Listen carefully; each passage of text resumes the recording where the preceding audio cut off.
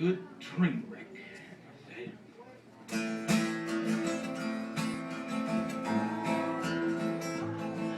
You can tell by the rust on the rails that the train don't run no more. But you don't want to be down by the trestle when the clock says it's 3:45. 'Cause there's something strange that happens down there every now and then. The timbers creak and a whistle shrieks, and you know it ain't the sound of the wind. I remember the story that the old folks told about the day that Big Joe Hines came down the grade with the throttle wide open, trying to make up time.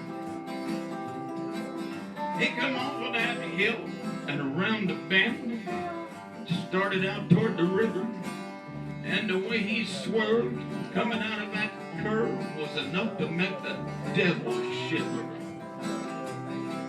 He was running late because he'd had to wait for the mail to get to the train, and the truck had got stuck in the mud and the muck on account of they'd had so much rain. So when he finally cleared the station, started on down the line, Joe knew that he had work to do because he was 37 minutes behind.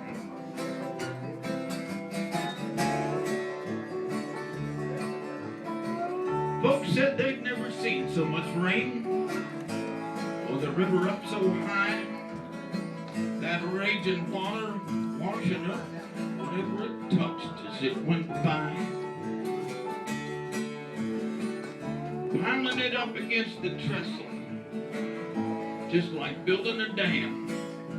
And the dam got higher and the water got deeper till the trestle got all it could stand. And just about then, Joe came out of the bend, started out toward the river. He was running behind and he was making up time, but he just gave her all he could give her. And with the throttle wide open, he started across, and then right before his eyes, the weight of the water started bending the trestle, and the rails broke loose from the ties. They said that Joe did all he could do, judging by that whistle's wail, and the screeching of the brakes and the squealing of the wheels, trying to hang on to them rails. But it just wasn't enough. And that train went over the side, and when they finished picking up all of the pieces, they said 29 people died. They never found Big Joe. They just figured he got washed away. But they say he still comes down that hill, sometimes on a rainy day. Running behind, making up time, not knowing it's his last ride. He don't care about the river because it's mail to be delivered to the people on the other side. Then all of a sudden there's a rumble in the ground and the sound of a ghostly whistle. And you can hear the screams and feel the heat of the steam as the train goes off of the trestle. And what you think is thunder is the boiler going under and blowing itself to hell.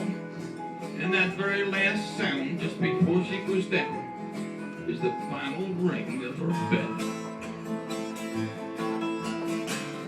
And all of a sudden it's over. Everything gets quiet and still.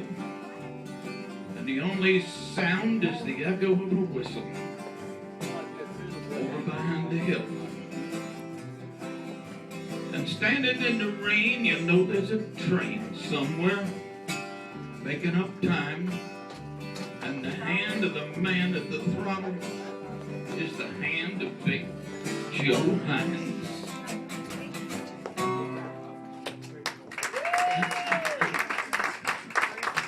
Yeah, another one.